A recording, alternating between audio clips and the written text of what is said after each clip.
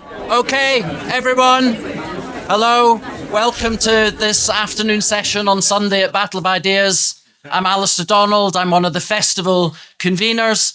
This session is called After the Supreme Court, the End of Trans Ideology. Or is it? Be a short discussion if it wasn't. I don't know if you can see this. I don't know if you recognize it.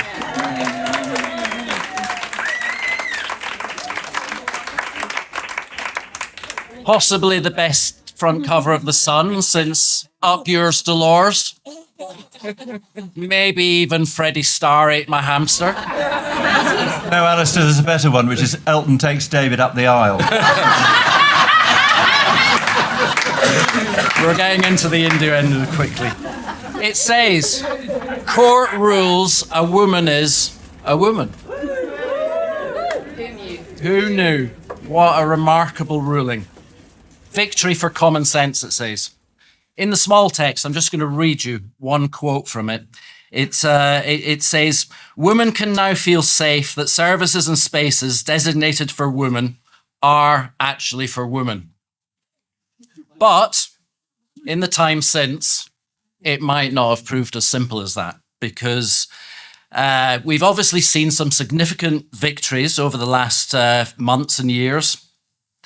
Definitely the closing of the Tavistock Clinic, some institutions dropping Stonewall affiliation, even the Scottish government sort of has come to the conclusion that it might need to provide separate toilets for boys and girls. There's a report from Eric Kaufman this week, which some of you might have seen, which seems to say that identification of trans and queers is dropping it from a survey in America. So, there's changes that are happening.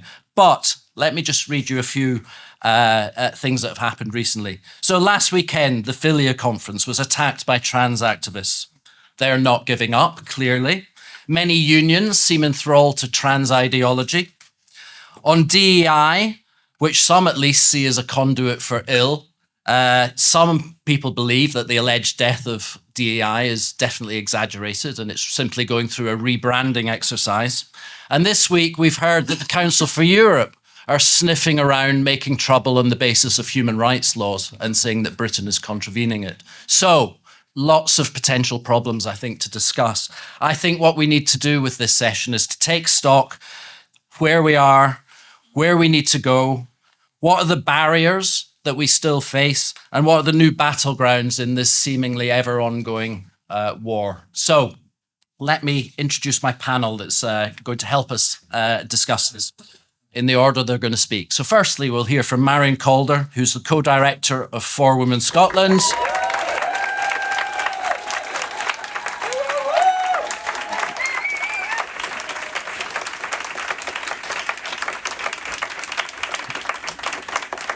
Might be on home turf, so to speak. Tracy Edwards, we'll hear from second, who's a round world sailor, founder and trustee of the Maiden Factor Foundation. Thirdly,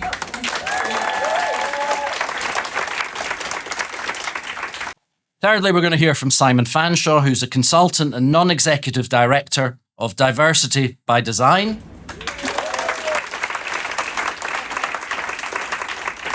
And over on my far right, we'll have Michael Foran, who's Associate Professor of Law at University of Oxford and a tutorial fellow.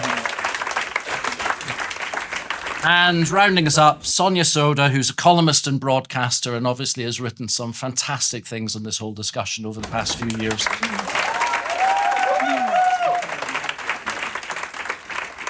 So, going to give them 6-7 minutes each to throw out some introductory remarks, and then we'll come straight out to you for your thoughts and questions and see if we can try and make some sense of what's going on. So, Marion, over to you first. Well, April the 16th, that was a heck of a day, is it not? Coming out of the Supreme Court, my co-director, Susan's in the front row. As you can tell, she always wears green. Apparently, it's a corporate colour now. So that's how you can actually recognise her. So as we kind of left the Supreme Court, and then it was just such an just amazing experience to have all these women and the press, just being it was just incredible. But then you go home, and then you're not on the front pages of the Sun and others, and then you realise that life does go back to kind of normal eventually, maybe about 2 weeks later, and then you actually realise this is when the hard work actually begins.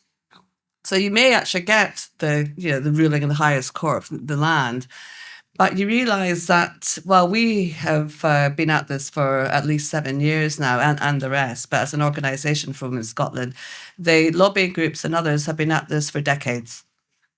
So this gender ideology is embedded, as Alistair says, across everywhere, for its governments, into the third sector, private sector, NGOs, university, unions. I could go on.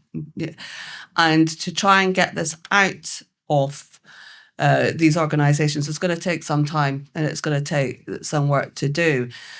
We will be back in court on November the 5th. I like that date, November the 5th of November, but albeit this time for Scottish Parliament.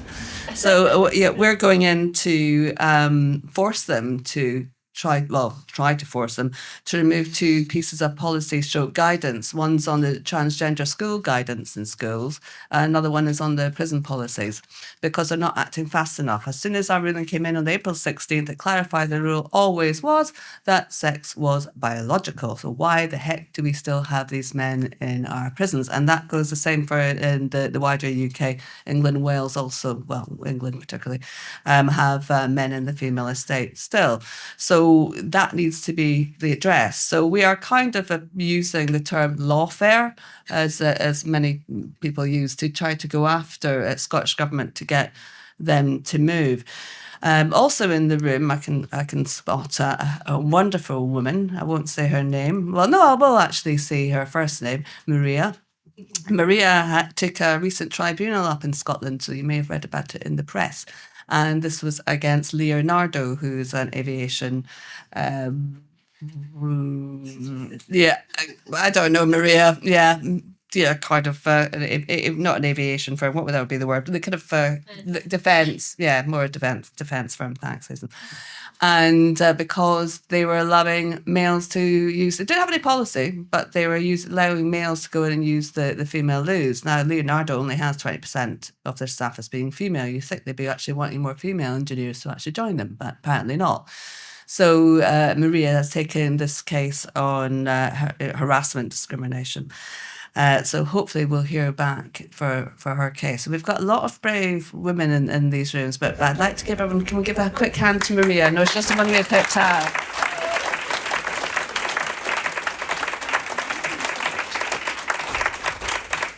So these cases have been actually going on for a while. You don't just start to pull a tribunal together. So the stress and hassle that these women and men that can take these cases, it's intolerable what these individuals are having to go through. So what can we do, I think, is what I'd like to get discussion going on for this afternoon. It's about how do we move these aspects forward. Like I said, it's going to take some time, because it's going to take a lot of time to pull out this kind of knotweed out and unravel it.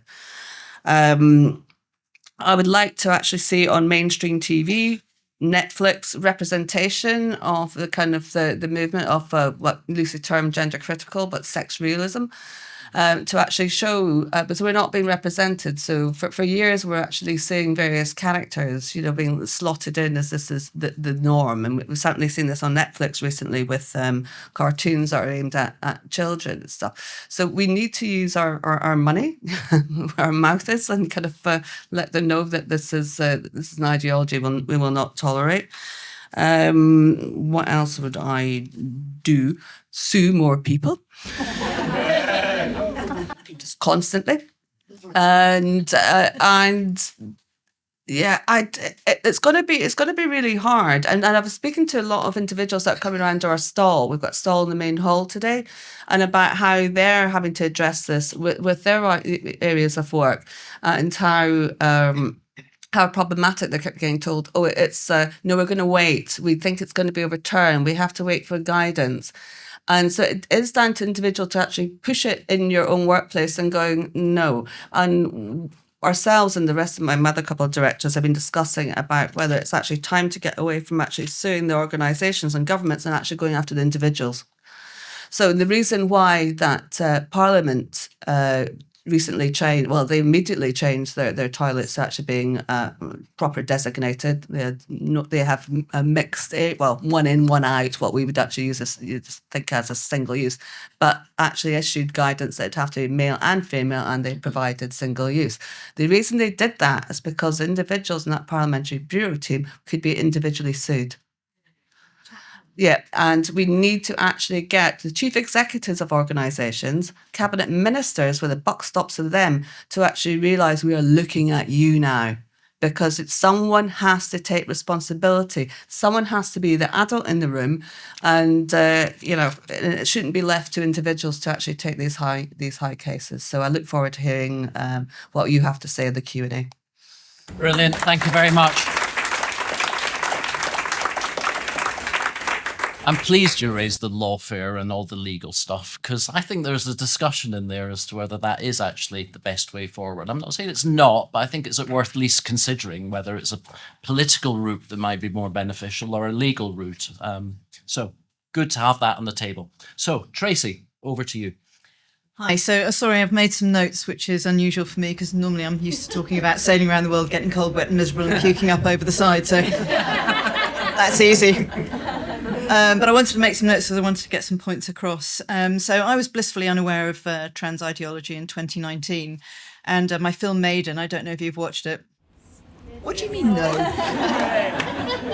It was up for an Oscar, and the American media company in LA called me at home one night and said, "You've got to stop talking about trans ideology." And I went, "Oh, am I? What's that?" And I honestly, I didn't know. She said, "You've got to stop following this woman called Sharon Davis on Twitter." I know, evil. So they were trying to get an Oscar for a film celebrating women forces fighting for women's rights, but I wasn't allowed to talk about women's rights. So I stopped following all the people on Twitter that I was following, made a note of them. We didn't get the Oscar, damn it.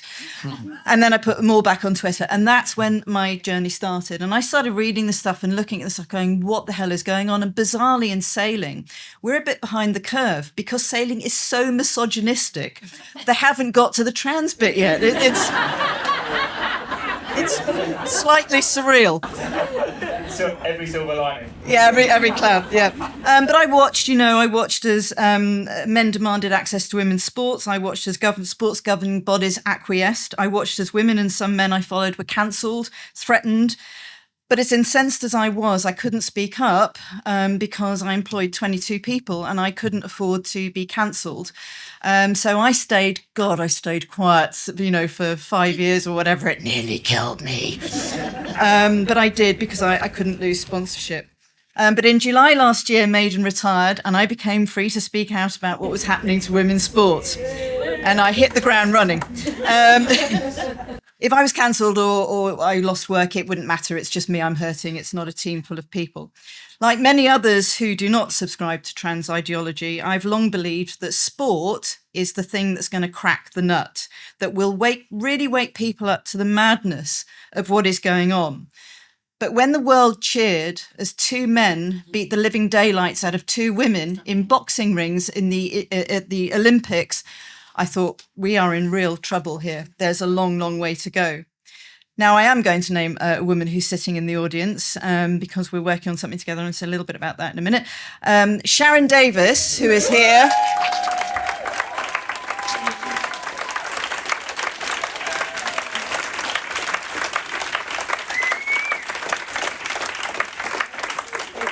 Marion just said to me, "Well, who are you looking for?" I went, "Looking for Sharon. Where is she?" She went, "Is she your sport person?" I went, "Yes." But I watched as Sharon was cancelled and threatened and lost work, and Riley Gaines, who, stood up and said that there was a fully intact male, not only in their swimming, but also in their changing rooms, wandering around with an erect penis, which was just so shocking to me. This young woman was told to deal with it or get out. So she started speaking up, and obviously we know what happened with her. Every time something outrageous happens, I think this is it. This is the thing. This is going to be the thing. And then it doesn't. And we take one step forward and 2 steps back. I was at the Supreme Court ruling on the 16th of April when Marion and Susan and Trina, thank you so much, got this incredible victory, which of course shouldn't have had to be done in the first place, but was. And I thought, okay. I naively thought that my government will understand the law, obey the law, implement the law. I thought we're getting there. This is something, but of course that didn't happen. How naive of me to think so. I mean, I thought they had a plan after Brexit, so that makes me so stupid. Today it's 186 days. 186 days since that ruling. There are still men in women's sports, women changing rooms, women's prisons, women's boardrooms, women's awards. A study by the Women's Rights Network, of whom I am a proud member, shows that 35 sports in England are still allowing illegal practices when it comes to male bodies in female sports. Some of these sports and events like parkrun take public money. We pay for them to break the law. This is not surprisingly unsurprising because Lisa Nandy,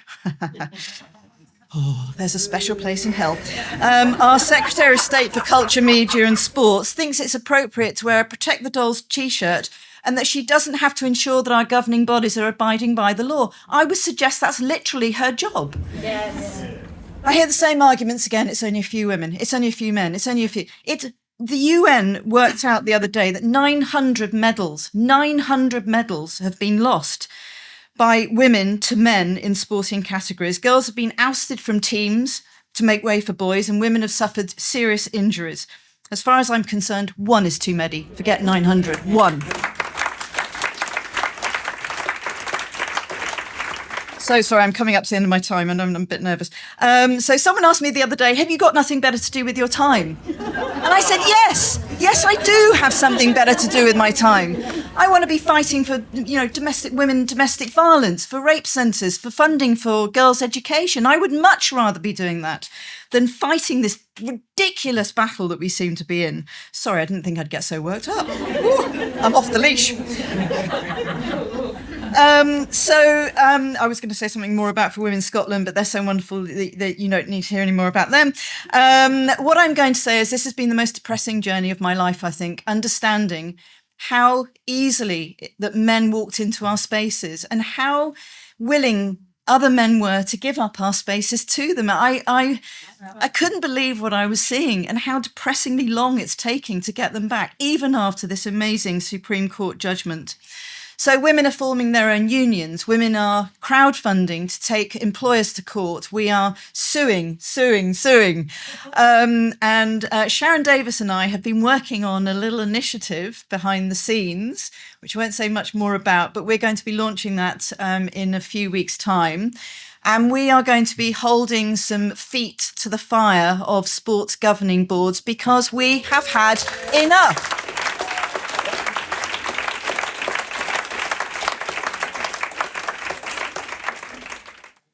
Why were you nervous? They're quite a friendly audience, aren't they? Simon, I provocatively, I suppose, in my introductory remarks, said about DEI and diversity, and it perhaps maybe it's dying, maybe it's rebranding, possibly it's a problem, possibly it's not. But that was an invitation to you if you wanted to respond to that. But Thank you.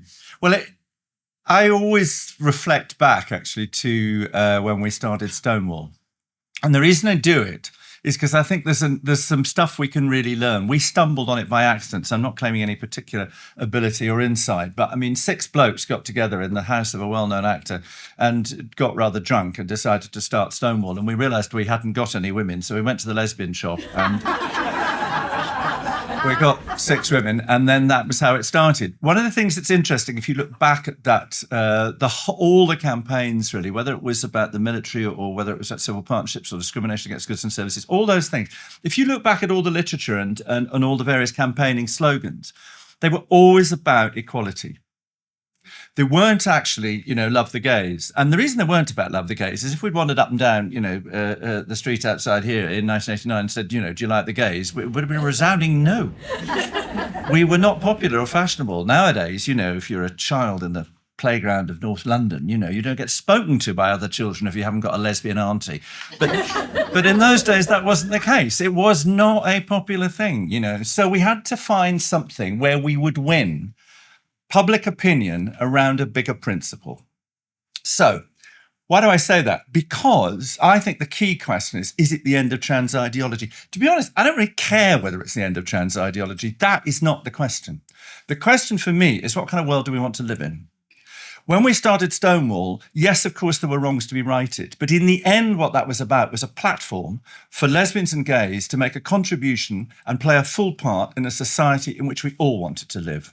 If people wanted to be in the army and defend their country, they could do that. If they wanted to be able to go into hospital and be able to talk to the doctor about their partner, we would make that happen, and so on and so forth. It was based on a notion of fairness.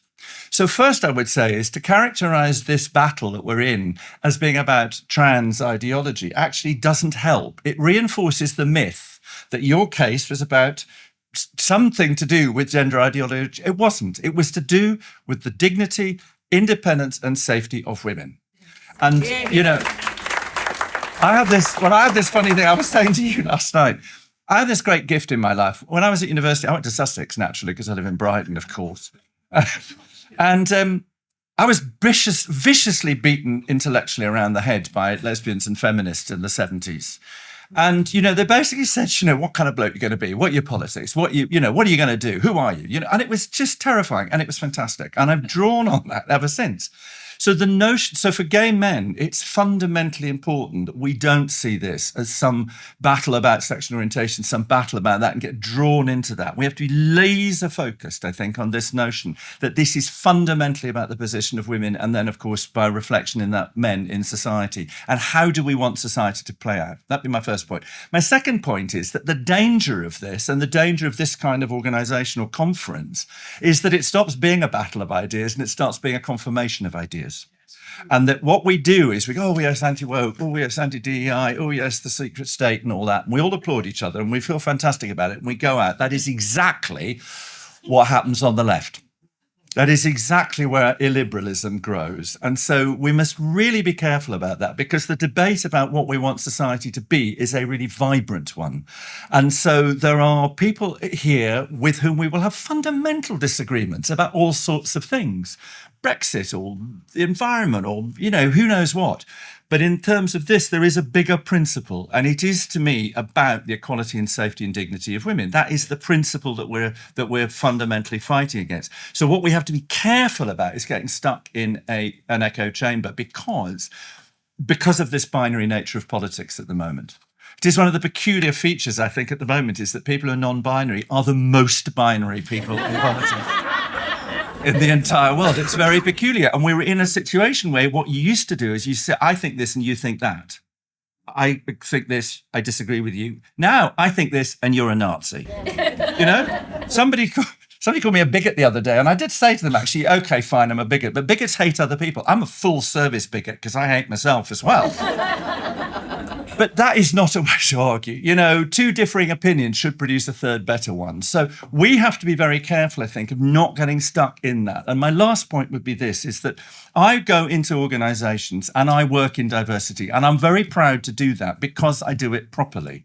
I do it because what it's about is removing barriers to the development of people's talent, which they experience individually and as groups. And you have to understand exactly what the barriers are and help people to flourish. And the second thing you do is you then learn to combine that difference of background, of viewpoint, of class, of sexual orientation, of sex, and so on and so on. All those differences that contribute to what you can bring into work, you start to combine them to the benefit of the organisation. Why do I say that? Because there's a real danger in saying tear down EDI. EDI, in its pure form, in its origins, is what got us to the point in the first place where we thought that women should have equality. We thought that gays and lesbians should have equality. So let's tear it down. Let's get it back to its first principles and think, what do we want in our companies and our homes and so on and so forth. So I'll just say two last things is, what can we do in this? One, I think, is at work. find the other people who think that actually working properly and effectively on removing barriers to talent and then helping people to advance within the business, find those people and start finding a common principle which you can use to argue against the sort of the distortion of EDI. I'll give you a tactic. Next time you're in some of these discussions, people will use the phrase BAME. It's falling out of popularity. And the reason it's falling out of popularity is it's a stupid category. It's kind of people who are not white. You know what I mean? It's a vast clown's pocket of a category, black and minority ethnic. It's huge. What does, the person of Somali origin have in common with, other non-white people? Pick that apart a bit. Say, come on a second, don't we have to be more respectful to the different cultures and individual identities of all these different people, right? People will buy into that. They'll go, oh, yeah, no, you're absolutely right. We can't just and then get into LGBTIQ++++. Because you can use exactly the same logic and start to dismantle that. And by the way, what pisses me off most about that acronym, LGBTQIA+, is it feels to me like they've turned a great passion of my life, which is lesbian and gay equality, into a slightly secure password on the internet. But pick it apart. So at work, find those other people, find that bigger principle around fairness and opportunity, and start to ask questions about EDI in terms of doing something fundamental and basic. And the second thing is just be aware that the bonds that cause the contagion in society is the neighbour, the person you have the relationship with, whose daughter has decided that for some reason she thinks she's really a boy. The difficulty is you've been in each other's houses for 15 years. That social bond is very powerful. And we all know how difficult it is because that's what fuels the contagion. It's the social bond and the value that comes from those friendships that then has to conform with that or destroy the friendship. And we somehow have to work our way through that. And I think that's about committing to civility. So when you leave today, why don't you try for a week just to commit in every conversation you have, and this is really hard because I've just done it for a week, commit to civility. No matter who you're talking to, commit to civility. Thank you very much.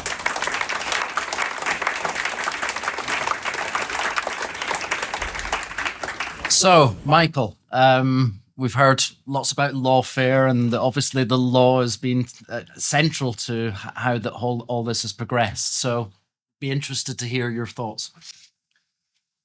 Thank you. So, yeah, I mean, I actually think if we're just looking at the question that we were set, has this big Supreme Court decision resulted in a massive change in both law, but also in politics? And then this kind of question mark of, looks like not much has changed in both of those areas. I think that kind of feeds into maybe an explanation for how we got to that case in the first place.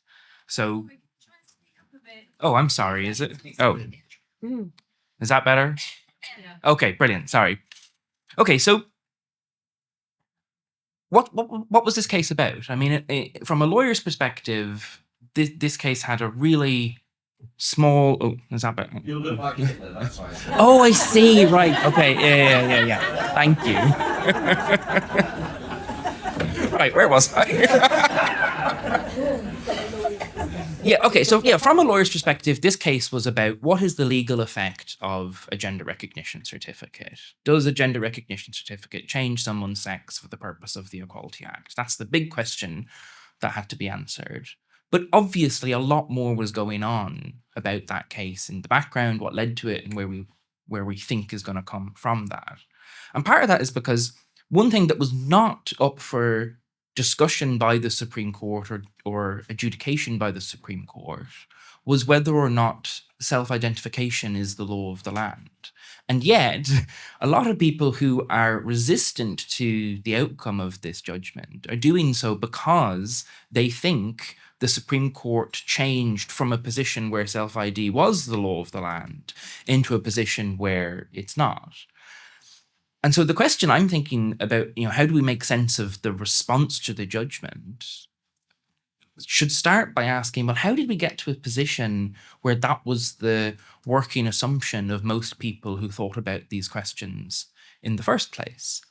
And the answer to that, I think, is that there was a extremely effective advocacy campaign by trans rights organizations not to do lawfare. They tried lawfare early on in the early 2000s. In the late 90s, they were very successful because they introduced anti-discrimination protections for trans people.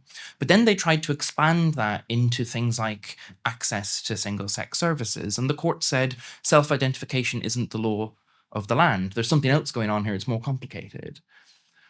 So I think what happened then is that those organizations stopped going to court. And they decided, well, do we need to go to court if we can just get policy changed or guidance changed or the practice or the culture changed? And so what they did was, I think, very effectively create a cultural norm around this topic that existed independently of what the law said on that question. And I think what we're seeing as a result of this decision is a concerted effort to basically run that same tactic again. So you get these attempts by organizations and politicians to put pressure on the Equality and Human Rights Commission to produce guidance that doesn't conform with the Supreme Court judgment, because they think the guidance is more important than the law, because they think the guidance is the thing that a HR officer is going to look at when they're answering a question in an employment context. They're not going to read the 90 pages of the Supreme Court decision, and they're probably not going to want to consult a specialist lawyer about that question. They're going to want to consult the guidance. So the guidance has this important status as a matter of politics and culture, even if as a matter of law, the Supreme Court decision clearly trumps any guidance that's produced. And so what we're seeing here, I think, are attempts by advocacy organizations to maintain the tactic that they had up until this decision, which was to focus on culture and guidance that is of a much lower status than the actual law. And I mean, I think we've seen this even this week with the story that has come out in the Times about members of the House of Lords who were seeking to create a group that would influence the government's decision-making around what to do with the Equality and Human Rights Commission's Code of Practice. And of course, that's the battleground there because of the ways in which guidance can influence practice independent of what the law says. So I might stop at that, and then we can maybe kind of come back for further questions, because I would like at some point to talk about the human rights angle as well, and some of the ways in which this judgment has been misinterpreted and misrepresented. But I'm at time. I think we should definitely come back to that.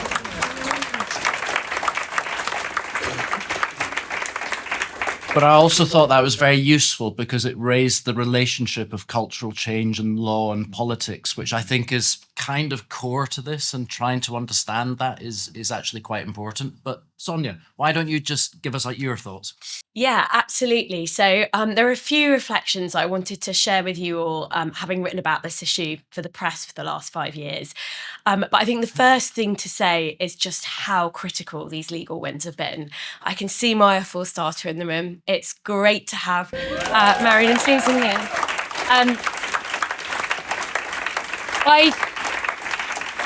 I just don't think it is possible to stress enough what a debt of gratitude women owe the three of you, and Trina, of course, and the many other women who fought legal cases as well. But these two are really, really important ones around belief discrimination and the meaning of sex in law.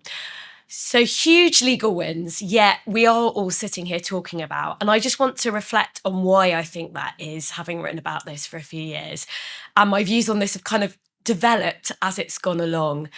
And the first thing that I've just been blown away by is how strong misogyny is in society, which sounds like a really naive thing to say, but particularly misogyny against lesbians and misogyny against older women. It's like basically once women start to be in the category of not being so sexually desirable to men, or maybe they don't sexually desire men themselves, men find this really problematic, and so do some women as a result of their internalized misogyny. And it has been such a revelation to me writing about this issue, how much implicit, embedded distaste, disgust there is for middle-aged women fighting for rights that are already theirs. I thought the reaction to the Supreme Court judgment might be tricky. I just could not believe that everyone seemed to be saying, no, women, don't celebrate this amazing legal victory. Yes, the Supreme Court said in their judgment, this is not a triumph for one group's rights over another. That's completely right, because the Equality Act is a balancing act, and all that legal case was about was establishing women's rights in law. The idea women shouldn't celebrate that, I can't think of another group bearded men of the left would tell to shut up because they've just had a really important legal victory. And that, for me, that deep-rooted cultural misogyny against particularly lesbians and older women is an important reason, I think, why there is so much fight ahead, because it's something that is just, I can't, I sound naive, I just can't believe it. So that's the first thing. The second thing I want to say is, it really, it's been really striking to me how much class is an underlying factor in this as well. And for me, this inability to understand why women need their own spaces for reasons of privacy, dignity, safety, reasons that are all pretty obvious to me but aren't obvious to everyone. Particularly women who suffered sexual violence, but not just, you don't have to have suffered sexual violence to not want to get changed in front of a man in your workplace if you're Sandy Peggy. It's the ultimate luxury belief, as far as I'm concerned. And, again, it shows such a disregard for women. And again, I sound naive. It's just been astounding to me how much misogyny there is out there. The third point I wanted to make, there are four, so I've just got two more. The third point I really wanted to make is about language. And even though I'm a journalist, when I first started writing about this, I just tried to take so much care, because I'm also a nice person and I didn't want to needlessly offend people. But I've become much more hardline about this as time has gone on. And I always check myself when I find myself moving on an issue and becoming more hardline on an issue, because I think it's really easy to do in a world dominated by social media. Those polarizing forces are very strong for all of us, I think, and it's something we've all got to guard against. But I feel entirely justified in becoming more hardline on it, because I've just really realised how much of the success actually of gender identity campaigners was about capture of language. Because once you start calling men who identify as women, trans women, and posit them as a subcategory of women, which I'm sorry, they are not, every woman who stands against it starts, she's bigoted, she's nasty. That language is not neutral. It plays such an important role. And we have this awful situation now where, the BBC's editorial complaints unit, sanctioned Justin Webb for basically just explaining that a trans woman is male. I mean, that is reality. And the reason I've become more hardline about it is I just realised reality cannot be offensive. I'm very sorry if you're struggling with who you are and you're uncomfortable with your own sex. I'm sorry about that, but that doesn't mean that the rest of us have to use inaccurate language that makes it very difficult to prosecute key arguments for women's rights. So I've become totally hardline on that. And now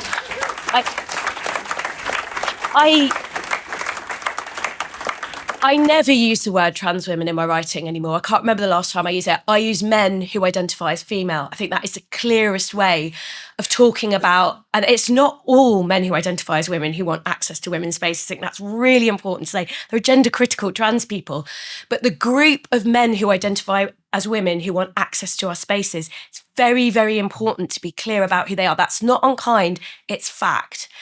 And then the last thing I want to say is the other thing that I've just found quite extraordinary. And I really do think this issue is so important in and of itself, but it's also important to everybody who cares about a liberal, pluralistic society. I've just been struck by the institutional cowardice, the institutional capture. I couldn't believe how many corporate leaders wrote to their workforces in the wake of the Supreme Court judgment saying, this is terrible for trans people. It's so infantilizing. We're so sorry. We are all adults. Some of us might have mental health issues. Some of us might have different identities. We are all adults and we deserve to have our rights balanced against each other. And I don't think it's just harmful to women when institutional leaders indulge a particular group who I have to say are behaving like toddlers in relation to their demands about access to women's spaces. It is actually not good for that group to indulge them. And, one case of this is the case of Sandy Peggy. Beth Upton, the male doctor who wanted access to the female changing room at work, was indulged by his employer. That's not good for him as well, because some people in society have totally unreasonable demands. It is unreasonable for any man to demand access to a female space where that space is female for important legal reasons. It's completely unreasonable and it is unhealthy to indulge those narcissistic demands. And I think we really need to get that message across to institutional leaders as well. You aren't being kind, you're actually treating one group like their children. It's infantilizing and it's just not good enough, really. Thank you.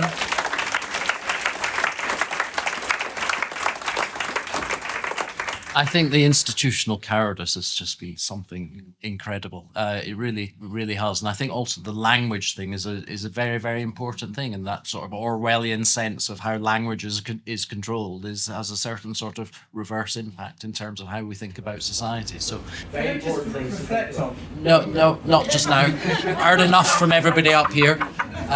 So that lady there. Yes. Good afternoon. I am a trans widow.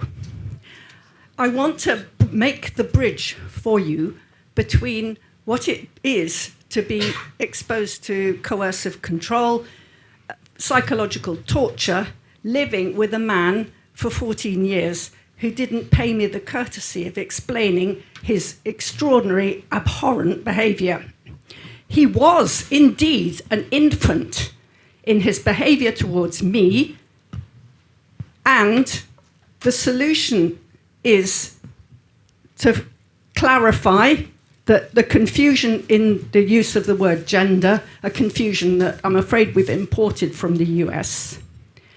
And the goal must be to repeal the Gender Recognition Act, because all it does is to place, what it does is to give these men with this strange mental illness a special position, which they've done nothing to deserve. Thank you. Okay, thank you very much. So that microphone's coming down here. And who's got the one at the back? Just on you go. Here? Okay. First, thank you all so much for your work. I just want to let you know about a case pending in the United States Supreme Court right now. It concerns a man who calls himself a woman named Lindsay, who thinks that he has a constitutional right to participate in women's sports.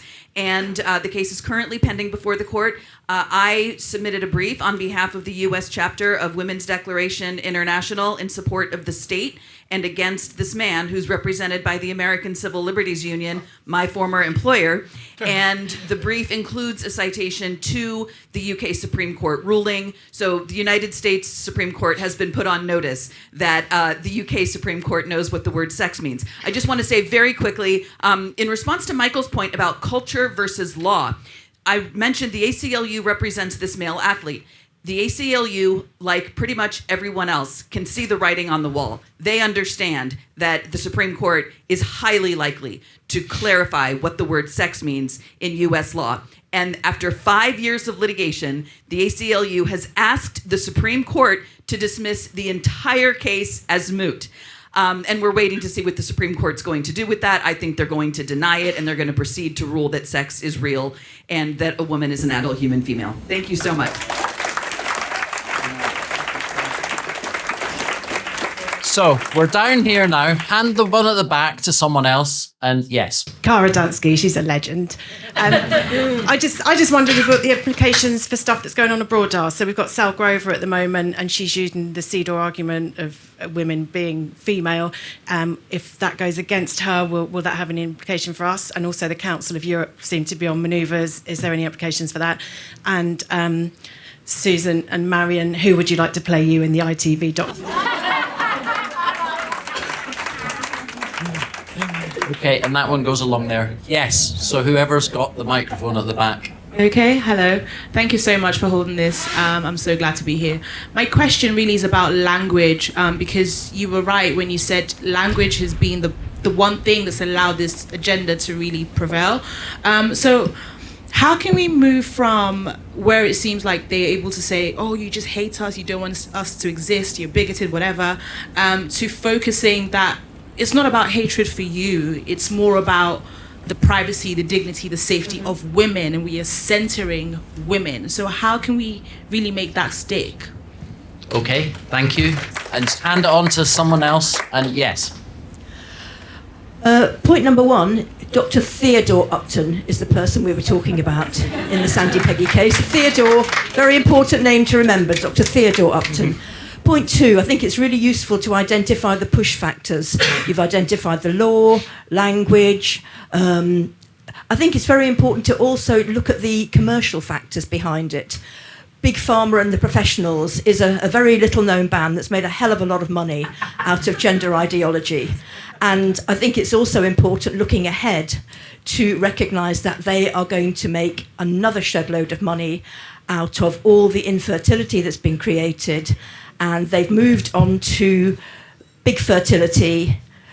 Surrogacy is the new trans. Let's try and look ahead this time and not get ambushed by the next ideology. Thank you. So that one's going up there. If you don't mind, I'm just going to take quite a lot of questions just now because we've heard from us quite a lot. So whoever's got the microphone at the back.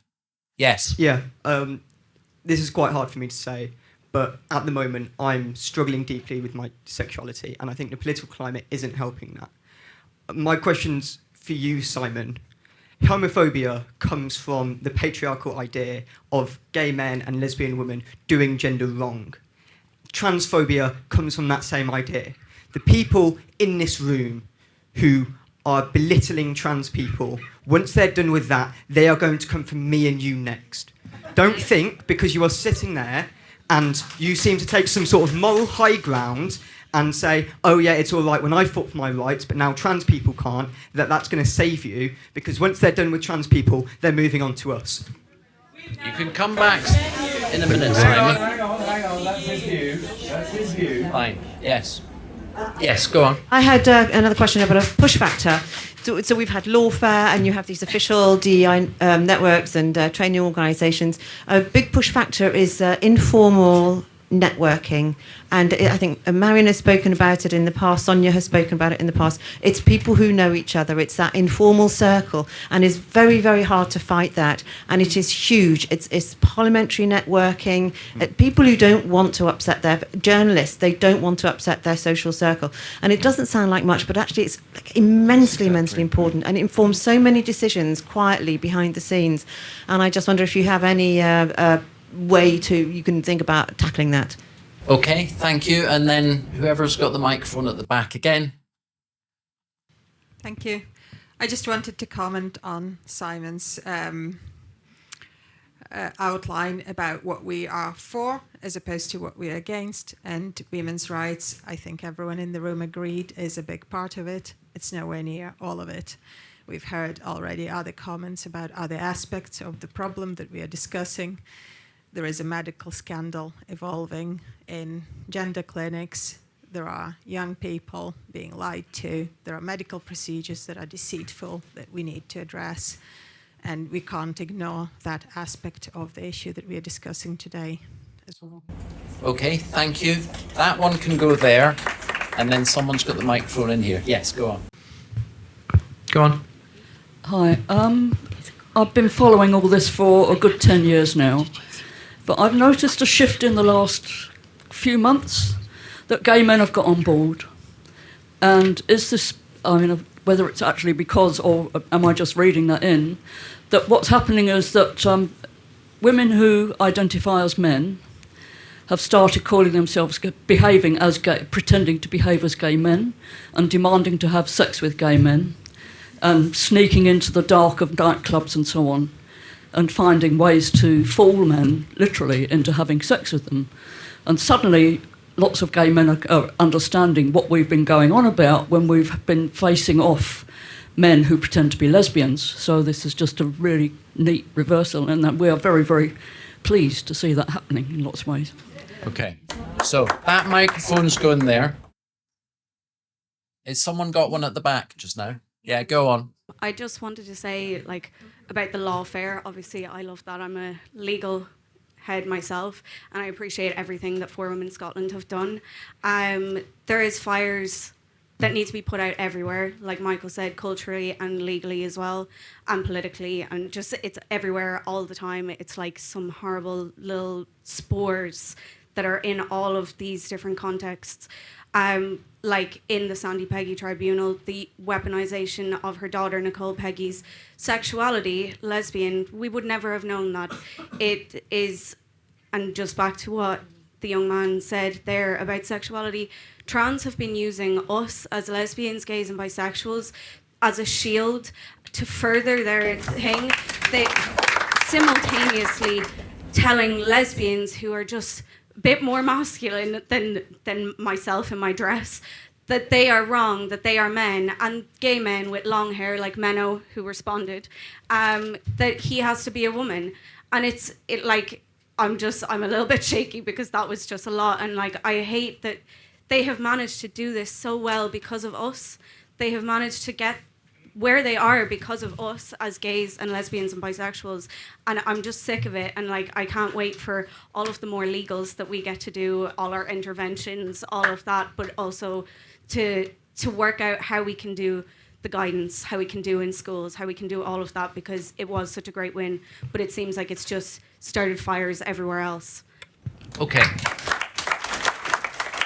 So here's what I'm going to do. I'm going to take one more here. Then I'm going to come back to the panel. I'm going to start with you, Simon, and you can respond to your person in the audience, but then pick up a couple. So just everybody's just going to have to pick up briefly on things, and then because I want to come back out again. So you go first. There you go. This lady's point teed up what I was going to say. I wanted to pick up on Marion's lawfare point.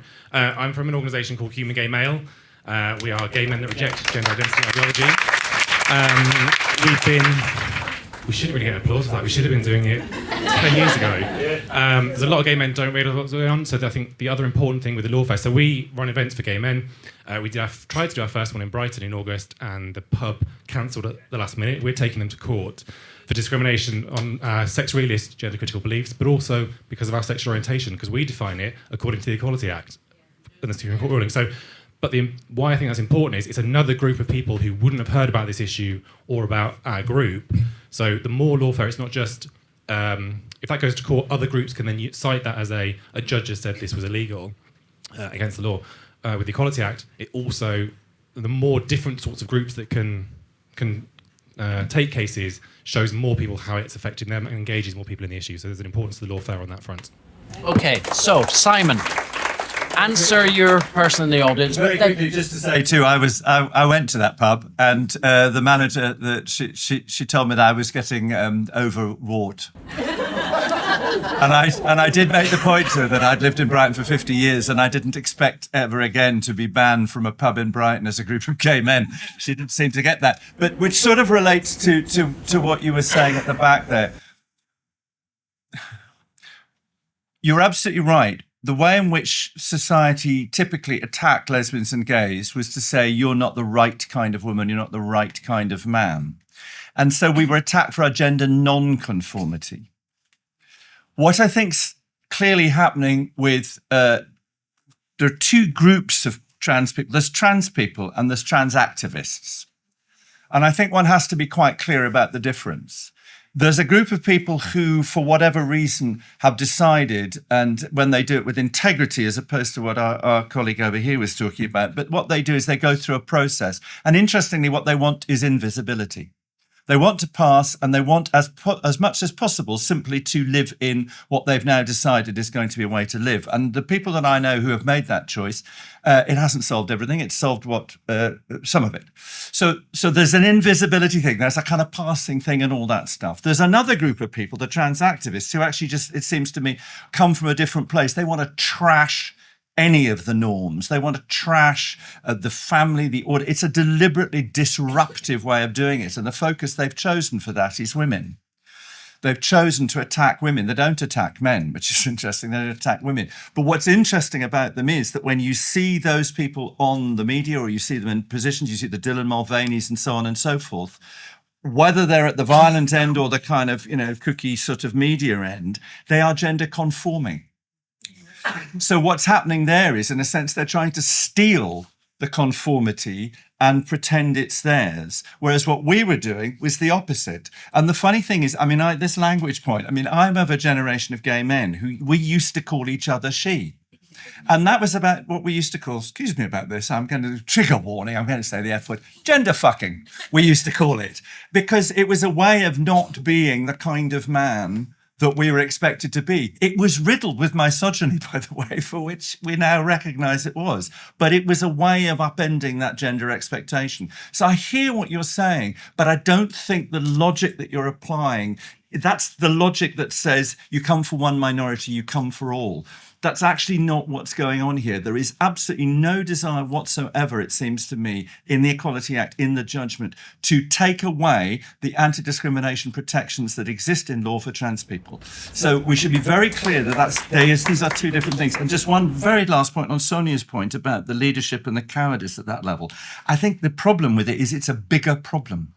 There's a style of leadership out there which does not take responsibility.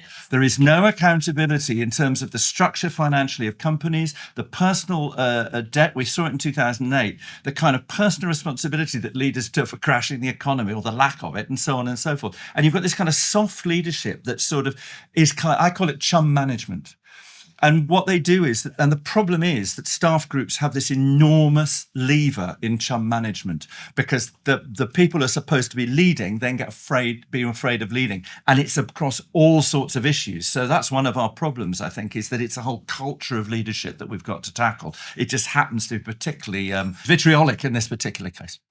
Marion, anything that you want to pick up on, but also just in terms of this, to go back to the legal stuff, and particularly in Sonia's points about the changing nature of language and the way that becomes embedded in institutions and so on and so forth, and also the fact that institutions are just gone so off the rails in many ways in terms of what you might want to see from a normal society. So how is the way to deal with that through can the legal route deal with that stuff? Because ultimately it seems that it still exists even after rulings like this. So I look at I suppose I've looked at the last few years, and I look out at this room and see the number of people in this room, and I look outside the Scottish Parliament. When you do protests outside the Scottish Parliament, it seems to me that there's something fundamentally brilliant about the fact that there's a movement now that is kind of out to change things. And that in some ways is more important than changing the laws.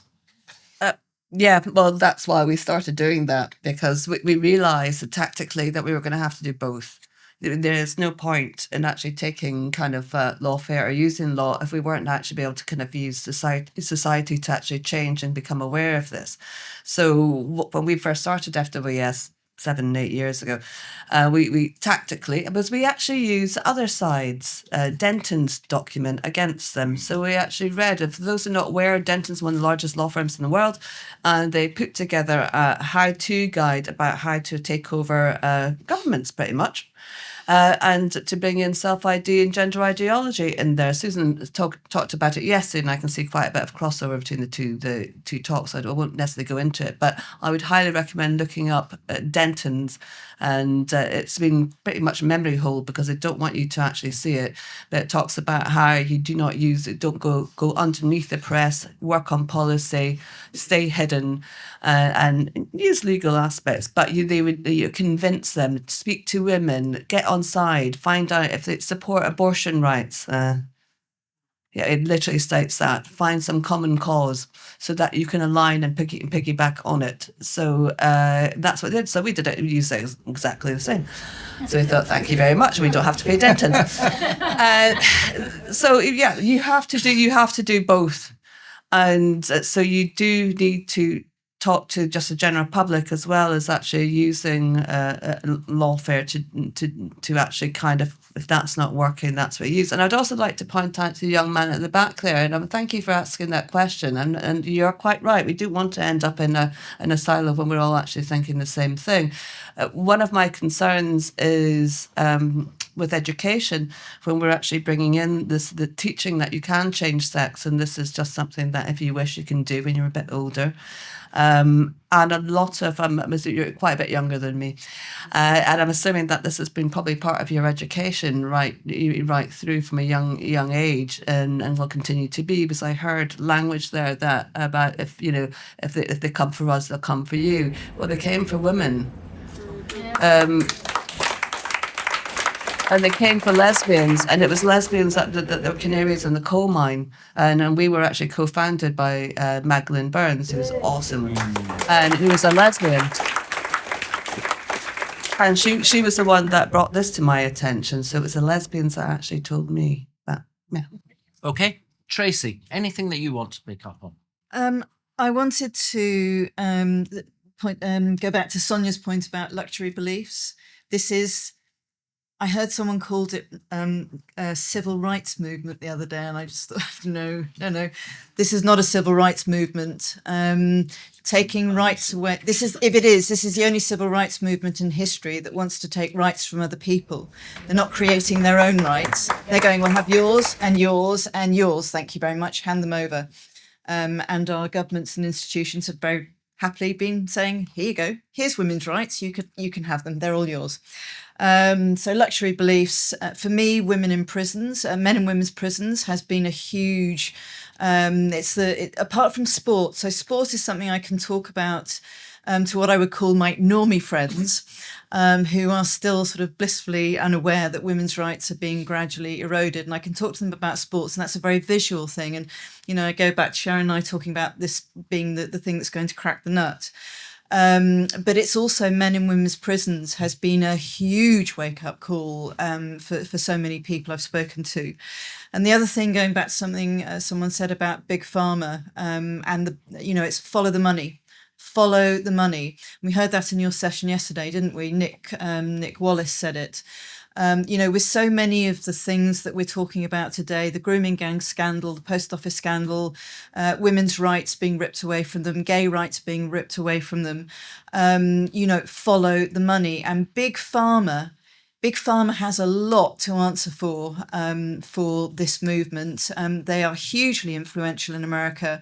I have American friends, so Cara, I think it spoke earlier about the Supreme Court ruling, going to America. And I think we're going to look back in 20 years' time, people will look back at this time the way that we look at the opioid crisis now and the Sackler family, and we go, how the hell did the FDA pass these highly addicted opioids knowing that they were? And that's the thing as well. I think so many people I speak to know this is wrong. They know it's wrong to take someone else's rights away from them. And it's this luxury belief, this silence. And again, Sonia was saying language, this hijacking of our language, taking away the word woman, who we are, our identity. So those were the things I picked up on. Okay. Sonia.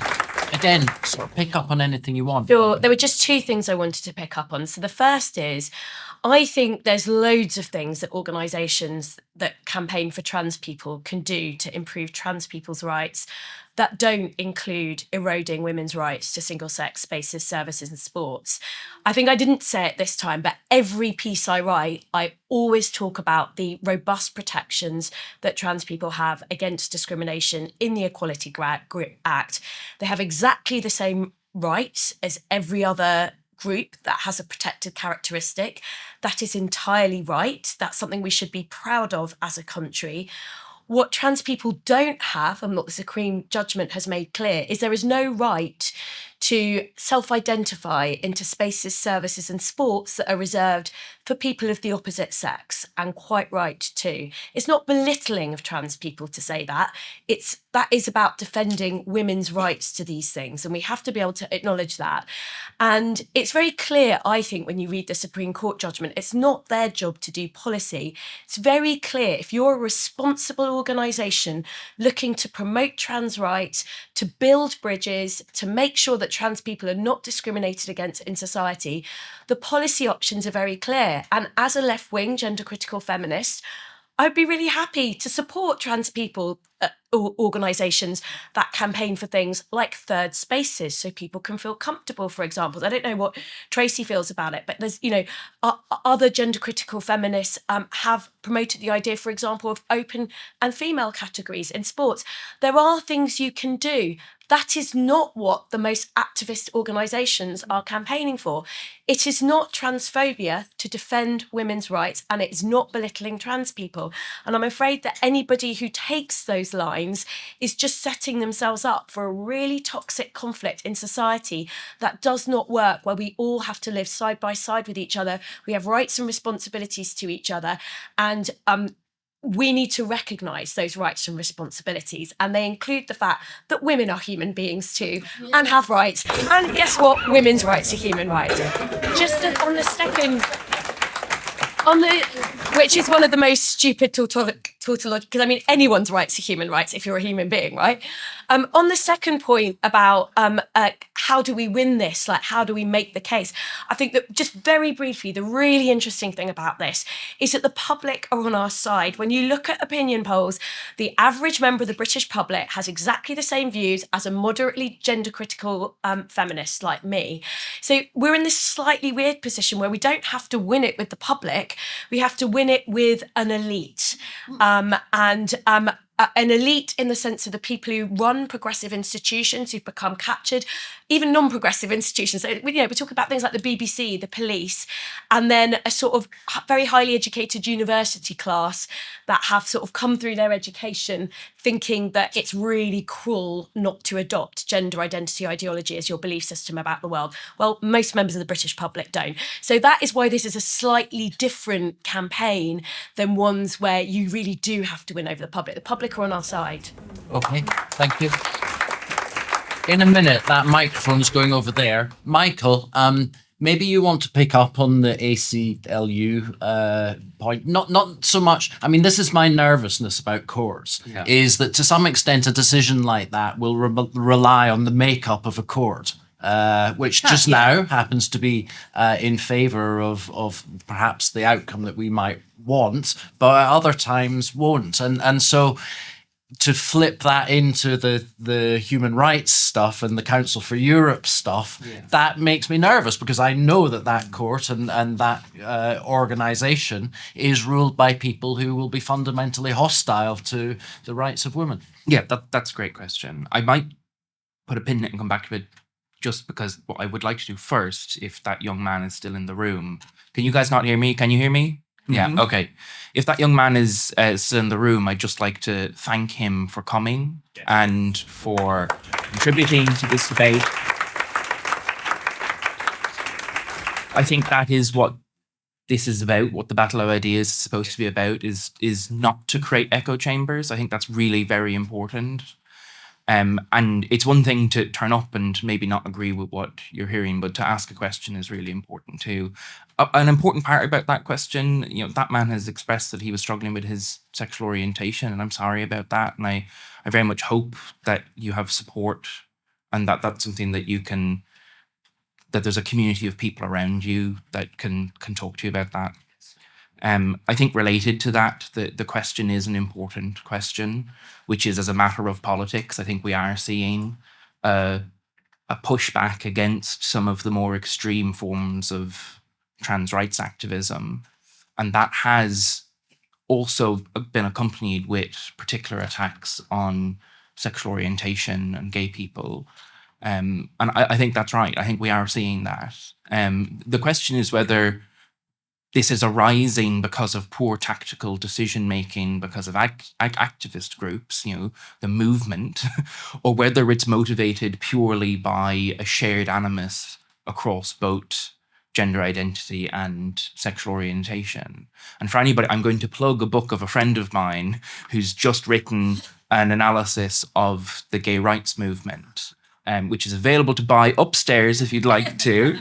And Ronan McRae is professor of law at UCL, and he takes a look at that question, and he says, that there have been some pretty difficult tactical errors that have been made by the gay rights movement, and it's time for the community to take stock. On the legal point, very quickly, one of the benefits of law, and I think we'll see this throughout all of the case law that we've seen here, is that you can't hide in a courtroom. You can't obfuscate. You can't rely on rhetoric. What you're doing in a courtroom is presenting as best as you can the reasoned arguments that are relevant for resolving a legal dispute. Courtrooms are good for that because they force a judge to make a decision when everybody gets the opportunity to be heard. And I think that's really important. In terms of the specific issue about the international human rights law norms, my understanding of the state of the law as it currently exists is that the European Court of Human Rights has recognized a right to gender recognition as a part of the right to family life. And they say states are no longer free within this human rights framework to deny any system of gender recognition. But the details of what that system looks like is up for member states to decide. And they have particular discretion when, in working out what that system looks like, they have to balance competing rights, or would have to balance the interests of trans people against the public interest or other kind of concerns. And my sense is that if a court case goes to the European Court of Human Rights, which I'm pretty sure it will, the European Court of Human Rights is going to say that this is within the margin of appreciation for the United Kingdom to decide. We have discretion over that. And I think that's right. Okay, that's useful. There's a session next, actually, on human rights and democracy, which some of this stuff might come up a bit more. And you can hear the discussion on the gay rights revolution, which was recorded here yesterday afternoon and will be an unheard podcast in the next few days. So we're going to start here. We're going to have to keep it fairly short, the questions and points, and work our way back. So yes. Hi, can you hear me? Yes. Hi, I'm Sue from Scene in Sport. When the Supreme Court ruling happened, the FA and the ECB didn't say, oh my God, we're so sorry, we've been discriminating against women and girls all this time. They said, oh, we're so sorry to the trans people now that we have to protect the women and girls. And it's not just a case of the 35 sports that are still waiting for guidance and pretending the Supreme Court ruling is really complicated. The fact that we've got some of the sports that have protected the female category ostensibly, but in reality, we're hearing from insiders that males are still being put into women's teams, that clubs are openly saying, we're going to defy this, we're going to defy the national governing body, we're going to defy the Supreme Court ruling. Yeah. So what can individuals do to put pressure on their clubs? What can individuals do to put pressure on the government to take away taxpayer funding, Sport England, for those governing bodies that allow men to be in women's sport? And I cannot thank you and Sharon enough, and I'm really excited about We're going to get on that. We're going to get right on that. You can hand that microphone there, please. Yes, go on. There's been some comments made about language. I just want to say, every time we refer to trans people and the rights of trans people, we are reinforcing the falsehood that there is such a thing as trans people. There are men, there are women, there are men who pretend to be women, there are women who are often very distressed and maybe believe they are men, but there is no such thing as trans people. And Sonia, in terms of trans rights, the very rights they want is those men is to pretend to be women and to come in our spaces. That is the defining right that they want. There isn't another right that they want. And I also think, even if they don't come into our toilets and changing rooms, I don't want to sit at a desk at work with a man who calls himself Fatino or whatever he calls himself, with his fake breasts and his, twin set and whatever he wears, and I'm expected to call him she and, call him by a clearly a name that indicates that he's pretending to be a woman. So I actually think we absolutely have to discriminate. We don't want these men teaching children in primary schools or secondary schools. We don't want someone who is LARPing as a woman in these kinds of positions and influencing children. So I think it's really, really important to think about every time we use this word trans, we are reinforcing this myth. And also, Simon, just what you were saying there about, I don't know, maybe they're personal friends of yours or these men who wanted to be invisible. These are the kinds of people that my friend here was just talking about who gaslit her for 14 years. They didn't want to be, maybe they wanted to be invisible in some ways, but they wanted to come into our spaces. And they were the supposed thin end of the wedge that have allowed all this. So I think it's a really false dichotomy to separate the trans activists from these men, such as Debbie Hayton, such as Christina Harrison, who were given platforms on, by Women's Place UK, gender critical groups, and have now proved themselves to be the enemy of women. So I really, really hope that we get more clarity in that particular. Okay, so someone in the panel can come back on that. So can I just see how many people want to speak still? Right, so quite a lot. What I'll do is let's just keep taking contributions from the audience, and then we'll just come back and I'll give you hopefully a good couple of minutes each just to sum up at the end. So, yes. Hi there, can everybody hear me? I just want to say that whilst I'm not a lawyer, perhaps the limitation or the boundary of primary legislation is to tell us as fallible, imperfect human beings what the limitations of our autonomy are. Because this is happening again. It is happening again all over again because detransitioners have died through euthanasia and assisted suicide in the Netherlands and in Belgium. And therefore, if this legislation that goes through, the Assisted Suicide Act goes through, one of the cohorts of people that are going to be most affected by this are those that have already fallen foul of medical malpractice. And this is connected because I have to also say that they are coming for disabled person spaces too. I do not need a grab rail in a accessible toilet because I'm a man. I need a grab rail in a disabled toilet because I have no standing balance.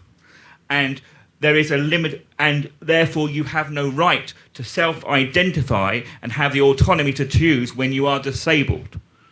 It is a medical, biological, and therefore we need to, in law, and I would like the advice of the panel, to understand how we can deconstruct self-ID and autonomy here, because we can do harm to ourselves. Okay, that's a good question to leave it on. So, thing is, we're going to have to speed up these contributions now to get everyone in. So, you've got the microphone, then I'm going to take you yourself, because you've been wanting, Kath, you have been wanting to speak for ages. So give the guy at the back first go. Yes, got to go. Hi, I work for a mental health trust, and we're going through all the policies. We have to go through one by one to put sex in. So I have to really toe the line with the language that I use, because if I'm not there speaking about it, no one else in the trust knows what to do, because our EDI guy is incompetent, and NHS England are hell-bent on the idea that sex just does not exist, and they're really creative in how they're getting around the idea that no one's got a sex. So it's, I just wanted to say that, I suppose. It's one policy at a time, and we have to be careful with how we do it, otherwise we are just dismissed, and then who's going to pick up the pieces? Okay, hand that microphone on to someone at the back, and yes. Hi, my name's Kath. I'm in the Women's Rights Network, and me and Kelly here are doing some work writing to all the over 300 councils in England about their responses to the Supreme Court judgment. And it's just as Sonia has said, there's lots of statements about how distressed everybody is, how much anxiety this has created, and I could count maybe on 2 fingers those that have specified that this is about sex-based rights. So, and I know in Manchester that my council has been acting unlawfully. We've had legal advice that's clarified this, and they still look me in the eye and tell me that trans lesbians are lesbians. So I know that they're being unlawful. I know that they're not at risk of, but they cannot be meeting their public sector equality duty. So what can I do as a resident? Because they ignore my letters, they ignore any campaigning, and we could sue them. I'd love to, but it's not always that simple. Okay, good. So hand the mic. Yes, someone in the front there. Yes, someone's got the mic at the back. Yes, it is I.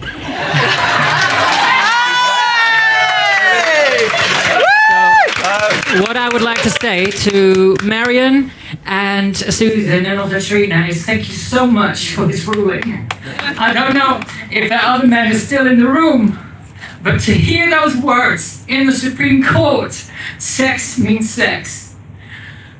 And especially paragraph 604, I think, and 607, around that, where it says homosexuality, if not recognized as being based on sex, loses all meaning. So if this other gentleman is still here, sorry if I got a bit aggro, but I'm so tired of that argument.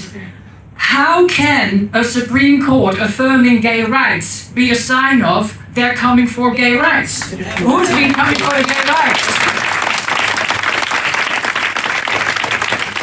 The man who prides himself on being the first ever transbian, I invented it, he said, was a bloke who goes by Beth Elliott in 1970. Sorry, but we need to move on because we need to get through as many people as possible. Taking legal action, I'm using the ruling, and they want to settle. Pass the microphone on.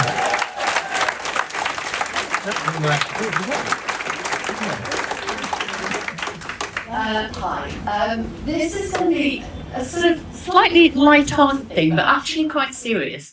And this is directed to Simon, because Simon, I'm old enough to remember when you did stand-up before you started doing all the stuff with organisations that you do now.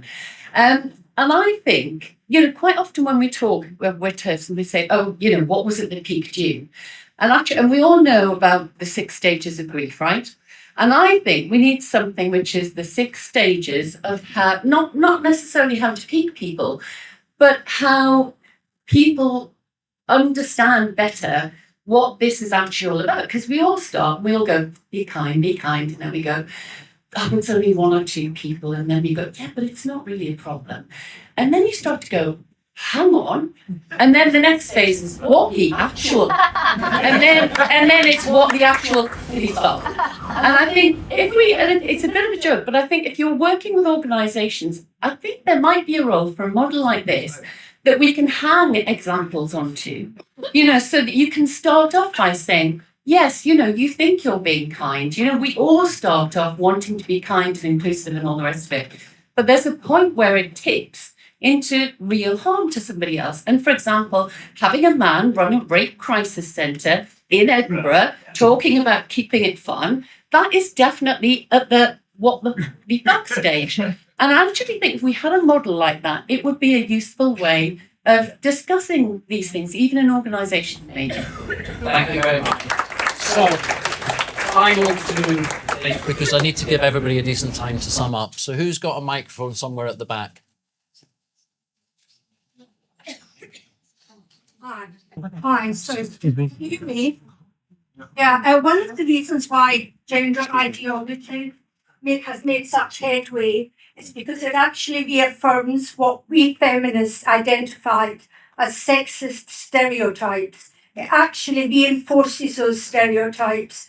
And the people most likely to be affected by it, as we've seen, as it has happened, are women and lesbians and gay men. We are the ones most likely, or we're the ones who have been most adversely affected. And that is one of the reasons why it has been so much accepted. Trans ideology is the patriarchal establishment. Yeah. That's what it is. And it's a heteronormative establishment that says that a man who is a bit feminine or are gay is actually a woman, and the same for women who are lesbians, actually men. It is about patriarchal, sexist stereotypes, and that's why it has been so readily accepted by the establishment. Thank you. One final point then. Excuse me. Thank you. Quick question to Sonia. What advice would you give to journalists who have been desperate to tell this story for the last few years and haven't been able to because of editorial newsroom policy? You, has stood out over the last 3 or 4 years as the lone voice, that candle in the Guardian or the Observer, and I always thought that was absolutely extraordinary. So, what comments and advice can you give to journalists who are trying to do what you managed to do? Good question. We're going to have 90 seconds each or something like that. Impossible. 2 minutes. 2 minutes. Let's run over a little bit. We'll just go in reverse order. So Sonia, you want to go first and just give us a final on that thought. point, I do think it's changing, but it is a source of constant frustration to me as a woman on the left. It's much easier for outlets on the right to report these stories. I don't think it's right, but I do think it's slowly changing. But we've got a massive problem with the BBC and a problem with the Guardian in terms of the way they report these things. I just really wanted to come back on this point as well about discrimination against trans people, and to say I really fundamentally disagree. I do think trans people exist in society.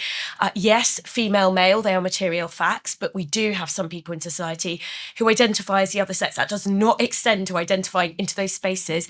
I think gender non-conforming people do face discrimination in society. I think gender reassignment, discrimination protection in the Equality Act is really real. And there was a case recently at the Royal Mail where actually I read the facts and I was like, that is a law working as it should, because based on the facts, it was very clear that that trans-identifying male had faced discrimination and the law had given him protection as it should do. And that's really, really important for me as a left-wing feminist, because I believe trans people exist and I do believe they face discrimination. I'm just very, very clear about where I draw the line and how that does not extend to I want to make a distinction between gender identity belief and trans people. Some of the most vocal proponents of gender identity belief are a group of very, very radical trans activists.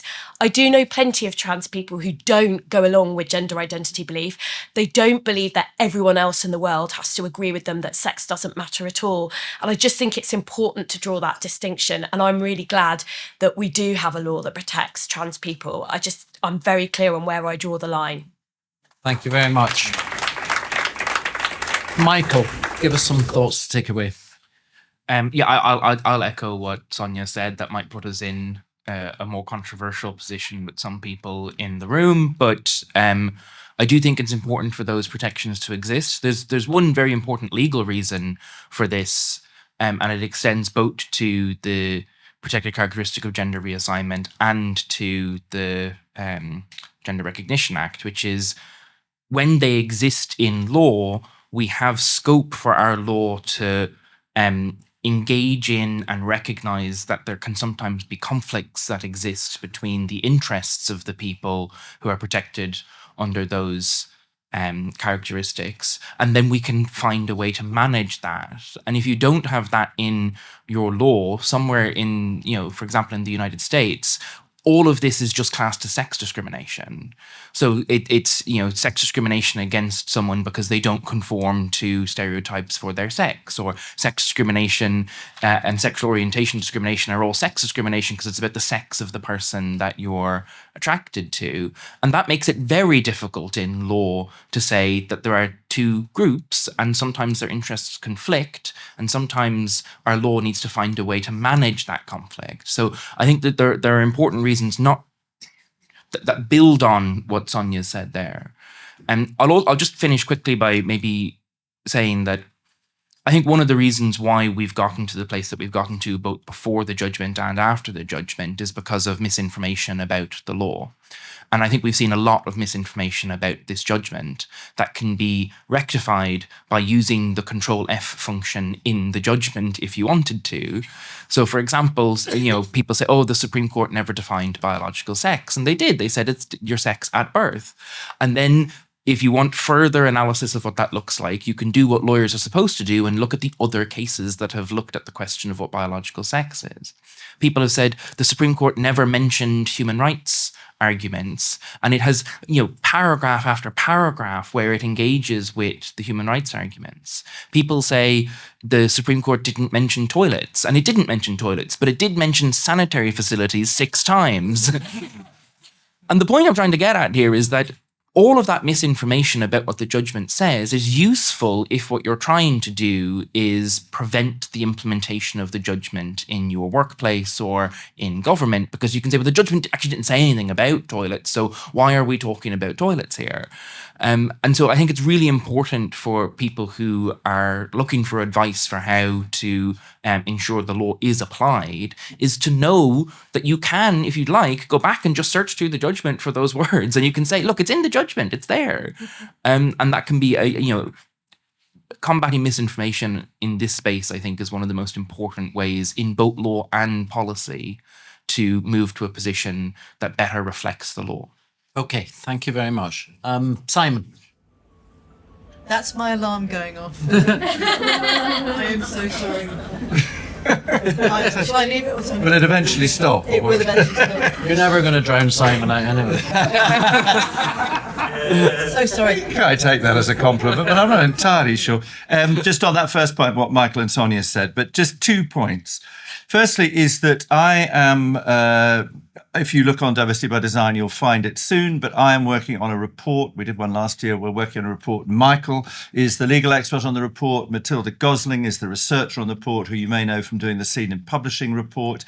She and I and Michael are working on a report, and the idea is that we are looking at training and policies in NHS, universities and commercial companies. And the idea is that what you will get out of that report is a checklist. And I'm thinking, I can't see you, but the guy who talked from the mental health just around the corner, the hope will be that you will get out of that report a checklist which you can use.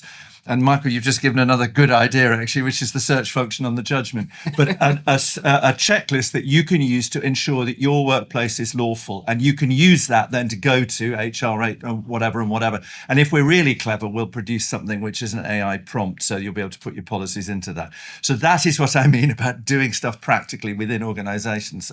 So I hope that'll come out probably after Christmas. And the second thing is just to say, if you look at sorry, this is blowing smoke right up me, but if you look at the things that people say about the way that I work in companies, humor is incredibly important. And the reason it's important is this, is that what you've got in companies now is you've got a bunch of people who are kind of anti-woke, we want to pull it all down, there's all that lot. There's the other lot on the other side who are doing loopy things the whole time that are giving them the wrecking ball.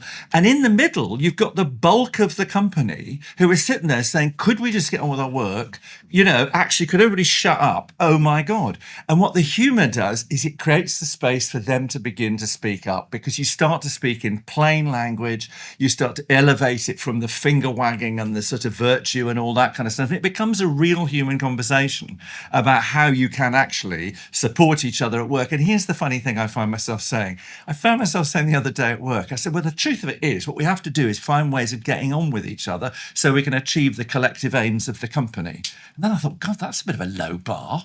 And then I thought to myself, no, it's not. Getting on with other people to achieve a common aim is pretty much the point. So humour's great. So if you want to write the show with me, fantastic. Although it's worth saying that humour in the workplace under the new employment legislation going through is a dangerous thing. But you see, but Alistair, that is a misunderstanding.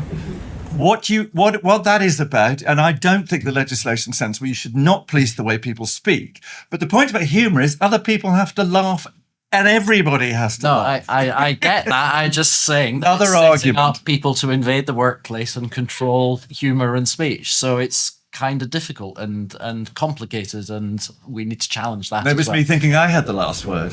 Tracy. She gets the last word. No, on my account was my point. Thank you back to Scene and Sport for setting up. That's been amazing. And I think we're at the point now where we've asked nicely, we've asked for sanity, we've asked for a reason. We've tried to remind people that the reason there are female sports for females in the first place is we're not as strong and fast as men. You know, in sailing, you know, I'm one of the very few women that sailed around the world with 17 men. And people ask me why I did an all-female crew. And then sailed around the world with women. And the difference in performance, the strength of men and women is so phenomenal in these situations. The explosive, immediate power of a male body on a sailing yacht is so impressive. And we're just different. The only reason that we beat the men on the water sailing around the world is because it's not about strength and speed, it's about brains. So that's one of the only level playing fields in sport. We have equestrian and round the world sailing. Those are the two level playing fields. Everything else, you need the different categories. They were set up for a reason. So it will be legal action now, I'm afraid. And, you know, it will be getting very to the point to some of the organisations that you mentioned.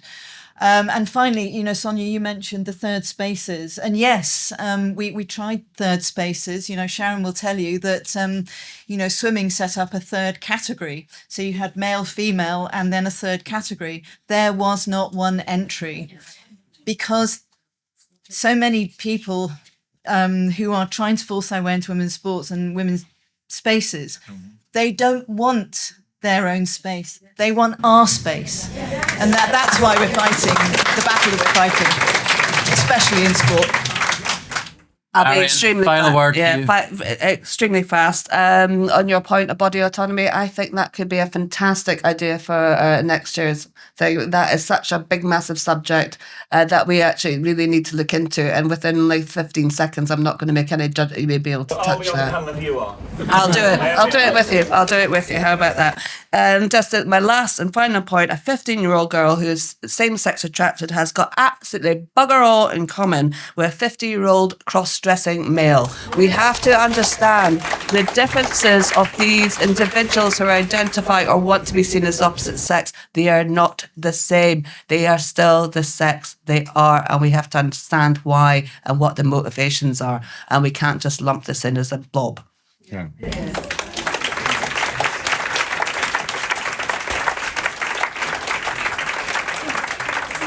Thanks to all of you. It was very useful. I think someone said, Simon, I think it was you said about the problem of binary thinking in your introduction. And I think that's absolutely true. And I just hope that a conversation like this helps us to move beyond simple binaries. And I think if we can keep discussing these things a little bit more and quite forcefully too, then we'll all be in a much, much better position soon. So thanks to all of you.